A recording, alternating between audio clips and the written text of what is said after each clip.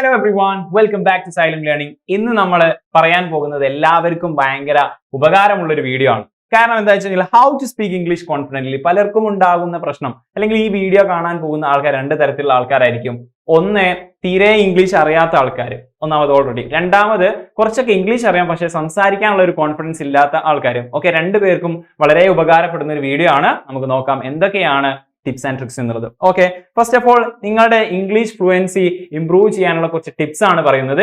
അതിന് ഫസ്റ്റ് നമ്മൾ നിങ്ങൾ തംബ്ലൈനിൽ കണ്ടതുപോലെ എന്ത് ചെയ്യരുത് എന്ന് ഞാൻ പറയും. അതിനുശേഷമാണ് നിങ്ങൾ എന്ത് ചെയ്യണം എന്ന് പറയാൻ പറ്റുന്നത്. ഓക്കെ, നിങ്ങൾ ഇത്രയും കാര്യം നിങ്ങൾ അവോയ്ഡ് ചെയ്യുകയാണെങ്കിൽ ഡെഫിനറ്റ്ലി നിങ്ങളുടെ ആ ഒരു ഫ്ലുവൻസി എന്തായിക്കോരും ഭയങ്കര സ്പീഡായിട്ട് വരും. ഓക്കെ, ഫസ്റ്റ് വൺ, നിങ്ങൾ stop translation from Malayalam to English.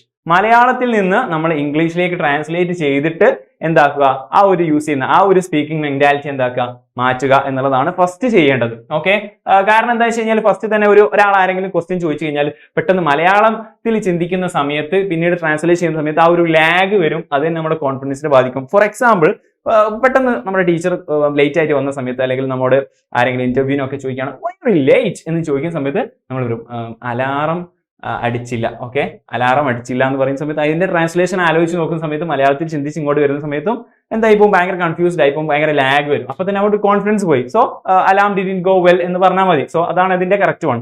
അതുപോലെ തന്നെ പെട്ടെന്ന് what time is the next bus എന്ന് നിങ്ങൾ ബസ് സ്റ്റോപ്പിൽ നിൽക്കുന്ന സമയത്ത് ആരെങ്കിലും ചോദിച്ചു, ഒരു എക്സാമ്പിൾ പറയാണ്. അപ്പൊ നിങ്ങൾ പറയും അടുത്ത ബസ് ഇപ്പൊ വരും എന്ന് പറയുകയാണെങ്കിൽ അതിന്റെ എക്സാക്ട് ട്രാൻസ്ലേഷൻ നിങ്ങൾ next bus will come now എന്നൊക്കെ ആയിരിക്കും നിങ്ങൾ ചിന്തിച്ച് കൂട്ടിയിട്ട് മലയാളത്തിൽ നിന്ന് ട്രാൻസ്ലേറ്റ് ചെയ്യുക. പക്ഷെ അതിന്റെ എക്സാക്ട് ആൻസർ എന്താണ്? അല്ലെങ്കിൽ ഒരു നാറ്റീവ് ആയിട്ടുള്ള ഒരാൾ, അല്ലെങ്കിൽ ഒരു ഇംഗ്ലീഷ് അറിയുന്ന ഒരാൾ, മീൻസ് ആക്ച്വലി ആ ഒരു ലാംഗ്വേജിൽ ചിന്തിക്കുന്ന ആളെ എങ്ങനെ പറയാം? It will be here soon എന്നൊരു സിമ്പിൾ ആയിട്ട് പറയും. ഓക്കെ, അത് ആ ഒരു ട്രാൻസ്ലേഷൻ മെത്തേഡ്, ആ ഒരു പ്രോസസ്സ് നടക്കുന്ന സമയത്ത് ഉണ്ടാകുന്ന ലാഗാണ് അവിടെ ഒഴിവാക്കുന്നത്. സോ ഫസ്റ്റ് വൺ, നിങ്ങളെ ഒഴിവാക്കേണ്ടത് എന്താണ്? ഇംഗ്ലീഷിൽ നിന്ന് മലയാളത്തിൽ നിന്ന് ഇംഗ്ലീഷിലേക്ക് ട്രാൻസ്ലേറ്റ് ചെയ്തിട്ട് സംസാരിക്കുന്ന രീതി പാടെ ഒഴിവാക്കുക. ഇനി നിങ്ങൾ എന്ത് ചെയ്യും? ഓക്കെ, ഈ ഒരു സിറ്റുവേഷൻ മറികടക്കാൻ വേണ്ടി നിങ്ങൾ എന്ത് ചെയ്യണം എന്നുള്ളതാണ് ഇനി പറയാൻ പോകുന്നത്. അതിന്റെ ടിപ്സ് ആൻഡ് ട്രിക്സ് ഡെഫിനറ്റ്ലി ഉപകാരപ്പെടും. ഓക്കെ, നമുക്ക് നോക്കാം. First of all, think in English. അതിന്റെ നേരെ ഓപ്പോസിറ്റ് ആണ് തിങ്ക് ഇൻ ഇംഗ്ലീഷ്. ഇംഗ്ലീഷിൽ ചിന്തിക്കുക. ഓക്കെ, സംഭവം ഒക്കെ അടിപൊളിയാണ്, പക്ഷെ എങ്ങനെ ചിന്തിക്കും ഇംഗ്ലീഷിൽ എന്നുള്ളത് ഭയങ്കര എന്തായിരിക്കും പ്രശ്നമായിരിക്കും. കാരണം ധാരാളം ആൾക്കാർക്ക് ട്രൈ ചെയ്യുന്ന ഒരു സംഭവമാണ്. പക്ഷെ ഇത് കംപ്ലീറ്റ് ഇംഗ്ലീഷിൽ ചിന്തിക്കുക എന്നുള്ളത് പോസിബിൾ ആണോ? ഇല്ല. നമ്മളൊരു മലയാളി ആയതുകൊണ്ട് തന്നെ എന്തായിരിക്കും ഇച്ചിരി ബുദ്ധിമുട്ടായിരിക്കും. പക്ഷെ മാക്സിമം ട്രൈ ചെയ്താന്നുള്ളതാണ് നമുക്ക് ചെയ്യാൻ പറ്റുന്നത്. ഓക്കെ, അതിന് വേണ്ട ടിപ്സ് ആൻഡ് ട്രിക്സ് ആണ് പറയാൻ പോകുന്നത്. First one, try to increase the vocabulary of common things. സാധാരണ നമ്മുടെ വസ്തുക്കൾ, ഓക്കെ, ഇത് പെൻസിൽ, അതുപോലെ ടീഷർട്ട്, അതുപോലെ നമ്മളെ ചുറ്റും കണ്ടുകൊണ്ട് കാണുന്ന സംഭവങ്ങളുടെ മാക്സിമം വൊക്കാബുലറീസ്, അതിന്റെ ഒക്കെ വേർഡ്സിന്റെ മീനിങ് ആക്ച്വലി എന്താക്കുക, നമ്മുടെ ഇംഗ്ലീഷിൽ പഠിച്ചു വെക്കുക. ഓക്കെ, അതുപോലെ തന്നെ ആക്ച്വലി ബുക്കൊക്കെ വായിക്കുകയാണെങ്കിൽ ഡെഫിനറ്റ്ലി പല പുതിയ വൊക്കാബുലറീസും കൂട്ടുക. മാക്സിമം നമ്മുടെ വൊക്കാബുലറി കൂട്ടാൻ ശ്രമിക്കുക. പ്രത്യേകിച്ച് കോമൺ ആയിട്ടുള്ള കാര്യങ്ങൾ കൂട്ടാൻ ശ്രമിച്ചാൽ അടിപൊളിയായിരിക്കും. Next one, avoid Malayalam to English dictionary. Okay, basic ആയിട്ട് പഠിച്ചു വരുന്ന ആൾക്കാർ മലയാളം ടു ഇംഗ്ലീഷ് ഡിക്ഷണറി ആണ് ഉപയോഗിക്കുക. ഓക്കെ, പക്ഷെ അതിന്റെ ഒരു ലെവല് കഴിഞ്ഞു കഴിഞ്ഞാൽ നിങ്ങൾ എന്ത് ചെയ്യണം? ഒരിക്കലും Malayalam to English dictionary use ചെയ്യരുത്. English to English dictionary use ചെയ്യുക. ഡെഫിനറ്റ്ലി നിങ്ങൾക്ക് ഒരു വേർഡിന്റെ മീനിങ് ആവശ്യം ഉണ്ടാകുന്ന സമയത്ത് ജസ്റ്റ് നിങ്ങളിപ്പോൾ ഇപ്പോഴത്തെ സമയത്താവുമ്പോൾ മൊബൈലിൽ തന്നെ ആപ്പ് ഉണ്ടാവും, അത് സെർച്ച് ചെയ്യാതെ നേരെ എന്ത് ചെയ്യാം? ഇംഗ്ലീഷ് ടു ഇംഗ്ലീഷ് ഡിക്ഷണറി ഉണ്ടെങ്കിൽ അത് സെറ്റ് ആക്കാം. ഓക്കെ, അല്ലെങ്കിൽ ജസ്റ്റ് ഗൂഗിളിൽ അതിൻ്റെതാ ഇതുപോലെ ഇപ്പൊ ഇൻഹെയിൽ മീനിങ്, ജസ്റ്റ് ഒരു മീനിങ് കൊടുത്താണ്. ഓക്കെ, ഇൻഹെയിലിന്റെ മീനിങ് കിട്ടാൻ വേണ്ടി ഗൂഗിളിൽ അടിച്ചു. ഇതിന്റെ ഒരു സ്ക്രീൻഷോട്ട് ആണ്. നോക്കുമ്പോൾ ബ്രീത്ത്സ് ഇൻ എന്ന് കാണും. അപ്പോഴേ തന്നെ എന്താക്കുക?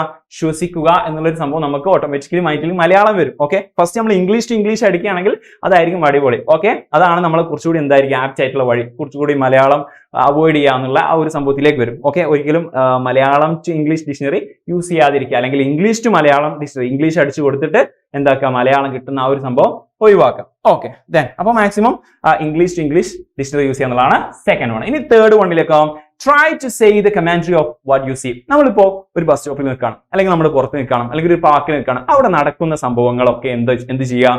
ഓക്കെ, ഇംഗ്ലീഷിലേക്ക് കമന്ററി ആയിട്ട് പറയാൻ നോക്കുക. ഇപ്പോൾ അത് അങ്ങനെ പോയിക്കൊണ്ടിരിക്കുന്നു, അത് അങ്ങനെ ചെയ്തുകൊണ്ടിരിക്കുന്നു എന്നുള്ള സംഭവങ്ങൾ ജസ്റ്റ് തെറ്റിക്കോട്ടെ, നിങ്ങളുടേതായ ലാംഗ്വേജിൽ നിങ്ങൾ എന്ത് ചെയ്യുക? ജസ്റ്റ് ആ ഒരു ഇംഗ്ലീഷ് ലാംഗ്വേജിൽ നിങ്ങൾ എന്താക്കുക? ട്രൈ. ഓക്കെ, കമന്ററി ഒക്കെ പറയുന്ന പോലെ ഇനി ഫുട്ബോളോ ക്രിക്കറ്റ് ഒക്കെ ഉണ്ടാകുന്ന സമയത്ത് എന്താണോ അവിടെ നടക്കുന്നതിന്റെ കമന്ററി പറയാറില്ലേ? ഓക്കെ, അതുപോലെ നിങ്ങൾ കമന്ററി പോലെ പറയാൻ ശ്രമിക്കുക. ഓക്കെ, ചിലപ്പോൾ മറ്റുള്ള ആൾക്കാർ കേൾക്കാതെ മനസ്സിൽ തന്നെ പറയാൻ പറ്റും, അല്ലെങ്കിൽ കുറച്ചുകൂടി ഒഴിഞ്ഞ സ്ഥലമാണെങ്കിൽ ഈസി ആയിട്ട് പറയാൻ പറ്റും. ഓക്കെ, ഫോർത്ത് വൺ, ഇതാണ് ഏറ്റവും ഇമ്പോർട്ടൻറ്റ്, ലിവ് ഇൻ ഇംഗ്ലീഷ്. നിങ്ങൾ ഇംഗ്ലീഷിൽ ജീവിക്കുക എന്നുള്ളതാണ്. അല്ല സാറേ, അതിപ്പോൾ സംഭവം ഇങ്ങനെ ഇംഗ്ലീഷിൽ ജീവിക്കുക, സംഭവം കേൾക്കാറുണ്ട്, പക്ഷേ നടപടിയാവോ എന്നുള്ളതായിരിക്കും പലരുടെയും സംശയം. അതിന് ഇഷ്ടം പോലെ ട്രിക്സ് ഉണ്ട്, പറയാം. ഓക്കെ, ഫസ്റ്റ് വൺ എന്താണ്? നമ്മൾ ധാരാളം ആൾക്കാർ, എല്ലാവർക്കും സോങ് ആൻഡ് മൂവീസ് ഒക്കെ ഭയങ്കര ഇഷ്ടമുള്ള ആൾക്കാരാണ്. ഇതൊക്കെ കാണുന്ന ആൾക്കാരാണെങ്കിൽ ഡെഫിനറ്റ്ലി നിങ്ങൾ എന്ത് ചെയ്യുക? സബ് ടൈറ്റിൽസ് ഓൺ ചെയ്ത് വെക്കുക. ഇൻ കേസ് മൂവീസ് സോങ്സ് ഒന്നും ഇഷ്ടമില്ലാത്ത ആൾക്കാരാണ്, പൊതുവെ കുറവായിരിക്കും. അതുപോലെ തന്നെ ഇന്റർവ്യൂസ് ഒക്കെ കാണാൻ പറ്റും, ഇന്റർവ്യൂസിന്റെ വീഡിയോസ് ഒക്കെ കാണാൻ പറ്റും. അതിന്റെ ഒക്കെ സബ് ടൈറ്റിൽസ് ഓൺ ചെയ്ത്, ഇംഗ്ലീഷിൽ കേട്ടോ, ഇംഗ്ലീഷിലുള്ള ഇന്റർവ്യൂസ് ഒക്കെ അതിന്റെ സബ് ടൈറ്റിൽ ഓൺ ചെയ്തുക. അതുപോലെ തന്നെ മോട്ടിവേഷൻ വീഡിയോസ് ഉണ്ടാകും, അതുപോലെ ഓരോ കോണ്ടന്റ് വെച്ചിട്ടുള്ള പല വീഡിയോസ് ഉണ്ടാകും. അതിന്റെ ഒക്കെ സബ് ടൈറ്റിൽ വെച്ചിട്ട് ഓൺ ചെയ്ത് വെച്ചിട്ട് എന്ത് ചെയ്യാം? വീഡിയോസ് കാണാൻ ശ്രമിക്കാം, ഇംഗ്ലീഷ് വീഡിയോസ് കാണാൻ ശ്രമിക്കാം. പല സ്പീച്ച് ഉണ്ടാവും, ഒബാമയുടെയും അതുപോലെ തന്നെ പല ഫേമസ് ആയിട്ടുള്ള ആൾക്കാരുടെയും ഇംഗ്ലീഷ് അത്രയും ഫ്ലുവന്റ് ആയിട്ട് സംസാരിക്കുന്ന ഇംഗ്ലീഷുകാരുടെ സ്പീച്ച് എന്ത് ചെയ്യാം? സബ് ടൈറ്റിൽ ഓൺ ആക്കി വെച്ചിട്ട് കേൾക്കുകയാണെങ്കിൽ അടിപൊളിയായിരിക്കും. അത് ഒരു ലെവൽ കഴിഞ്ഞാൽ, ഒരു അഡ്വാൻസ്ഡ് ലെവലിലേക്ക് എത്തിയാൽ പിന്നെ സബ് ടൈറ്റിൽ ഇല്ലാതെ കേൾക്കുന്നതാണ് ബെറ്റർ.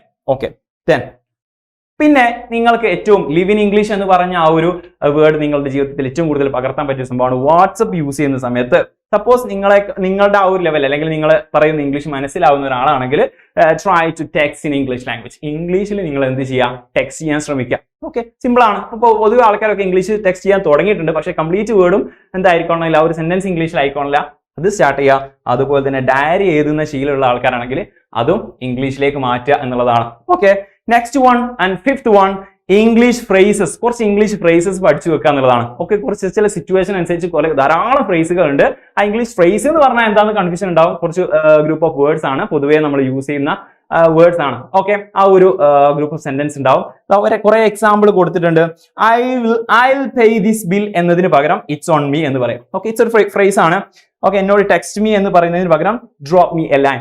ഇതൊരു ഈസി ആയിട്ട് ഈസി ആയിട്ടുള്ള ഒരു ഫ്രേസ് ആണ്. ഇങ്ങനത്തെ ഫ്രേസ് ഒക്കെ യൂസ് ചെയ്യുന്ന സമയത്ത് നമ്മൾ കുറച്ചുകൂടി എന്തായാലും അഡ്വാൻസ് ലെവലിലേക്ക് ഉയർന്നു വരും. ഓക്കെ, കുറച്ചുകൂടി എന്തായിരിക്കും? അടിപൊളിയായിരിക്കും നമ്മുടെ സംസാരം. ഓക്കെ, വൊക്കാബുലറി ഫ്ലുവൻസി കൂടി വരും. ഓക്കെ, അതുപോലെ തന്നെ ധാരാളം ഉണ്ട്. Okay, that's fine with me എന്ന് പറഞ്ഞാൽ ഓക്കെ ബൈ മീ എന്ന് പറയാം. ഓക്കെ, അതുപോലെ തന്നെ കീപ് ക്വയറ്റ് എന്ന് പറയുന്നതിന് പകരം ബൈറ്റ് യുവർ ടങ് എന്ന് പറയാം. കുറച്ചുകൂടി നമ്മൾ എന്താകും?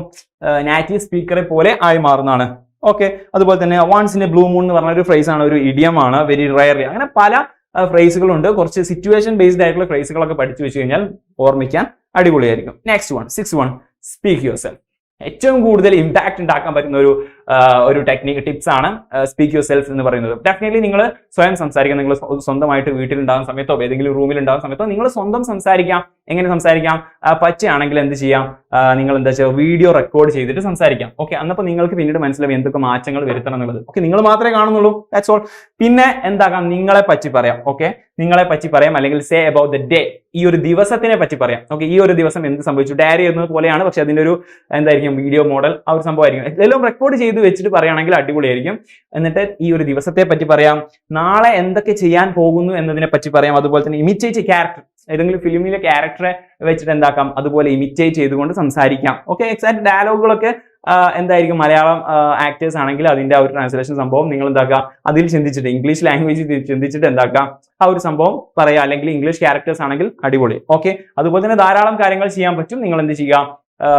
പറ്റുകയാണെങ്കിൽ ഒരു കണ്ണാടിയുടെ മുന്നിൽ നിന്ന് സംസാരിക്കുകയാണെങ്കിൽ അതും അടിപൊളിയായിരിക്കും. അല്ലെങ്കിൽ എന്ത് ചെയ്യാം? വീഡിയോ റെക്കോർഡ് ചെയ്താലും ഓക്കെ, ദാറ്റ്സ് ഓൾ. ഓക്കെ, ഇതൊക്കെ ആക്ച്വലി എന്താണ്? നിങ്ങളൊരു നാറ്റീവ് സ്പീക്കർ അല്ലെങ്കിൽ ഒരു വിദേശത്തുള്ള ആളാണെങ്കിൽ അവർക്ക് ഏറ്റവും ഈസി ആയിട്ട് ചെയ്യാൻ പറ്റും. പക്ഷേ ഒരു നമ്മുടെ മലയാളത്തിൽ അല്ല കേരളത്തിലുള്ള ആൾക്കാരാണെങ്കിലാണ് ഈ ഒരു ടിപ്സ് ആൻഡ് ട്രിക്സ്. അല്ലാത്തവർക്ക് ജസ്റ്റ് അവരുമായിട്ട് ഇന്ററാക്ട് ചെയ്താൽ മതി, അവരുടെ നാട്ടിലുള്ള ആൾക്കാർ. ഓക്കെ, പിന്നീട് ലാസ്റ്റ് ആൻഡ് ഫൈനൽ പോയിന്റ് എന്ന് പറയുന്നത്, these tips are not for a day or week. ഇത് ഒരു ദിവസത്തേക്കോ ഒരാഴ്ചയൊക്കെ ചെയ്യേണ്ടതല്ല. ഇതൊരു കണ്ടിന്യൂസ് പ്രോസസ് ആയിട്ട് കൺസിസ്റ്റന്റ് ആയിട്ട് നിങ്ങൾ ചെയ്യുകയാണെങ്കിൽ ഡെഫിനറ്റ്ലി നിങ്ങൾക്ക് അതിന്റെ റിസൾട്ട് കിട്ടിയിരിക്കും. Okay, always believe in yourself. നിങ്ങൾ നിങ്ങളെ തന്നെ വിശ്വസിക്കുക എന്നുള്ളതാണ് ഏറ്റവും മെയിൻ ആയിട്ടുള്ള പോയിന്റ്. നിങ്ങൾക്ക് ഈ ഒരു ഇംഗ്ലീഷ് ഫ്ലുവന്റ് ആയിട്ട് സംസാരിക്കുക എന്നുള്ള ആ ഒരു സംഭവം ഡെഫിനറ്റ്ലി നിങ്ങളിലേക്ക് എത്തിച്ചേരും. If you find this video as informative, share, subscribe and leave a comment. It's me, Jamshad from Xylem Learning.